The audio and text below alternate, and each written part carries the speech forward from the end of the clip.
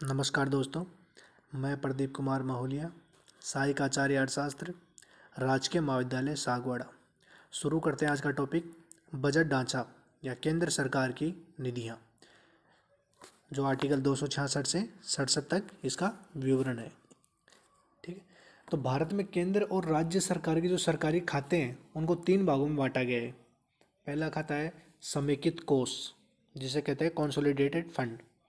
दूसरा है लोक लेखा पब्लिक अकाउंट, और तीसरा है आकस्मिक कोष कॉन्टीजेंसी फंड। ठीक है, तो शुरू करते हैं। पहला समेकित या संचित कोष कॉन्सोलिडेटेड फंड।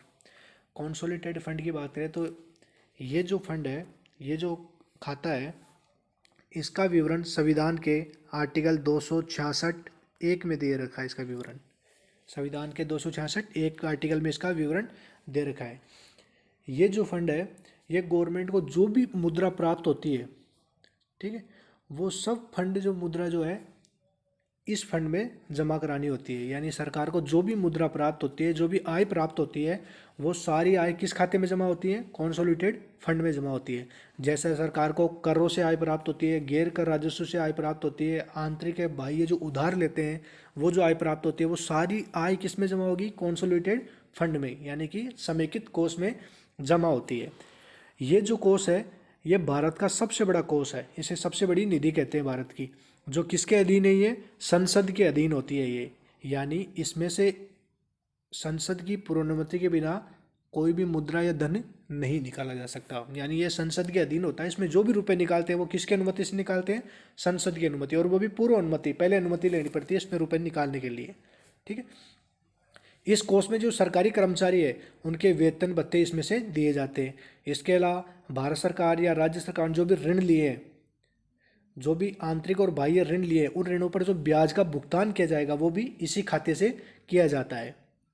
ठीक, लेकिन इसमें जो भारत के सर्वोच्च न्यायालय के न्यायाधीश है, भारत के नियंत्रक और महालेखा परीक्षक नियंत्रक जो महालेखा है, लेखाकार है, उनका जो वेतन है, उनके जो भत्ते हैं, वो भी इसी फंड से दिए जाते हैं। लेकिन उनके वेतन भत्ते देते टाइम उनके वेतन भत्तों को संसद से स्वीकृत कराना आवश्यक नहीं होता। यानी उनके जो वेतन भत्ते हैं वो बजट पेश करते टाइम उसमें उसका विवरण होता है कि भाई इसमें सर्वोच्च न्यायालय के न्यायाधीशों पर इतना वेतन वो खर्च होगा और भारत के नियंत्रक महालेखा परीक्षक पर वेतन भत्तों पर इतना खर्च होगा। ये संसद में पेश करते टाइम बजट में विवरण होता है, लेकिन इसके लिए संसद की स्वीकृति आवश्यक नहीं होती। यानी इसमें कटौती करना संभव नहीं है, क्योंकि बजट में कटौती हो सकती है लेकिन इसमें कटौती संभव नहीं है। तो ये है समेकित कोष, 266 एक में है आर्टिकल। अब बात करते हैं दूसरे नंबर की, लोक लेखा यानी पब्लिक अकाउंट। पब्लिक अकाउंट की बात करें तो इसमें आर्टिकल 266 2 में, यानी इस लोक लेखा का विवरण है संविधान के आर्टिकल 266 बी में, सेकंड में। ये क्या है? ये केंद्र सरकार द्वारा प्राप्त की गई वह राशि होती है, यानी इस फंड में केंद्र सरकार जो ऐसी राशि प्राप्त करती है जो स्वयं केंद्र सरकार की नहीं है लेकिन दूसरों की राशि है, और वो राशि सरकार एक समय के बाद उनको वापस लौटा देती है। यहाँ सरकार क्या करती है? केवल और केवल एक ट्रस्टी के रूप में या कस्टडियन के रूप में या बैंकर की भूमिका निभाती है। किसमें? लोक लेखा में। ठीक है, लोक लेखा कांड में क्या होता है? सरकार को जो भी प्राप्तियां होती है वो सरकार एक ट्रस्टी के रूप में उनको सुरक्षा करती है और एक निश्चित समय के बाद उनको वापस लौटा देती है। किनको? जमा करता हो वो। ठीक है, जैसे अब वो कौन कौन सी प्राप्ति आती है इसमें? जैसे भारत में अल्प बचत पत्र या सामान्य भविष्य निधि जिसे जीपीएफ कहते हैं, या पीपीएफ लोक भविष्य निधि, प्रतिभूतियाँ, या सरकार को प्राप्त होने वाले शेष जो उपकर होते हैं ना, वो भी इसमें जमा होते हैं। अब यहाँ दो बातें हैं, शेष और सरचार्ज। शेष किसी खास उद्देश्य के लिए लगा जाता है जो किसमें होता है? लोक खाते में जमा होता है। ठीक है, शेष जिस उद्देश्य के लिए लिया जाता है उसी उद्देश्य पर वापस खर्च कर दिया जाता है। ठीक है, वो तो हो गया शेष। और सरचार्ज क्या होता है? अधिभार होता है एक तरह से, जो किसमें होता है? ये होता है कॉन्सोलिडेटेड फंड में, यानी समेकित कोष में जमा होता है, ना कि ये पब्लिक अकाउंट में पब्लिक फंड में जमा होगा। ठीक है, अब बात करते हैं आगे। इस खाते में व्यय करने के लिए किसी भी प्रकार की विधायी या संसद की स्वीकृति की आवश्यकता नहीं होती। यानी पब्लिक जो अकाउंट है, इस अकाउंट से पैसा खर्च करने के लिए संसद की स्वीकृति की आवश्यकता नहीं होती है।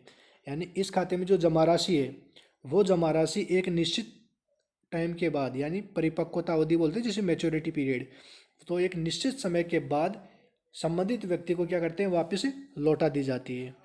और इसी प्रकार की व्यवस्था क्या है, राज्य सरकारों में भी है। ठीक है, समेकित कोष में भी है, लोक लेखा में भी है और आकस्मिक कोष, तीनों में भी इसमें राज्य सरकार में इस प्रकार की व्यवस्था है। अब बात करते हैं तीसरा, आकस्मिक कोष की बात, कॉन्टीजेंसी फंड। इसमें संविधान के आर्टिकल 267(1) में, संविधान के आर्टिकल 267(1) में इसमें प्रावधान किया गया आकस्मिक कोष के बारे में। इस कोष में क्या होता है कि जब भी देश में कोई भी प्राकृतिक विपदा आती है, प्राकृतिक विपदा जैसे अकाल आ जाए, भूकंप या बाढ़ या महामारी कोई आ जाए, तो पीड़ित पक्ष को तत्काल सहायता पहुंचाना क्या होता है, आवश्यक होता है। और इसी सहायता के लिए आकस्मिक कोष की स्थापना की गई है। अब ये जो कोष है वो भारत के राष्ट्रपति के अधीन कार्य करता है या रहता है एक तरह से। क्यों? क्योंकि इसमें जब भी धन की आवश्यकता होती है तो राष्ट्रपति की स्वीकृति से इसमें धन निकाला जा सकता है। ठीक है, इसके लिए संसद की स्वीकृति तत्काल आवश्यकता नहीं होती, लेकिन स्वीकृति, राष्ट्रपति की स्वीकृति मिल गई, उसमें पैसा निकाल लिया, लेकिन उसके बाद संसद जब चल रही होती है तब उसकी स्वीकृति लेना आवश्यक होता है। होता यह है कि देश में जब आपदा होती है तो संसद कार्य नहीं कर रही होती है, तो उस टाइम जब रुपए की आवश्यकता पड़ जाती है तो इस कोष से राष्ट्रपति की स्वीकृति से पैसे निकलवा लेते हैं, और जब संसद चलती है तब संसद में इसकी स्वीकृति लेते हैं।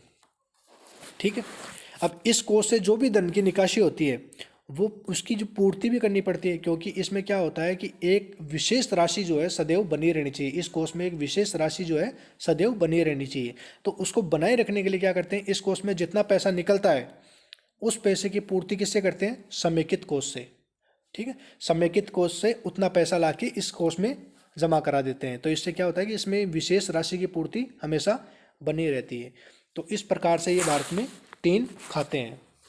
अब बात करते हैं इन खातों का हिसाब किताब कौन रखता है। तो ये जो खाते हैं इन खातों का हिसाब किताब कौन रखता है, CGA। ये होता है कंट्रोलर जनरल ऑफ अकाउंट्स। तो ये क्या करता है कि ये जो तीनों अकाउंट है इन तीनों अकाउंट का खातों का हिसाब किताब रखता है। अब बात करते हैं हिसाब किताब तो ये CGA रखता है, लेकिन इसका फिर ऑडिट कौन करता है।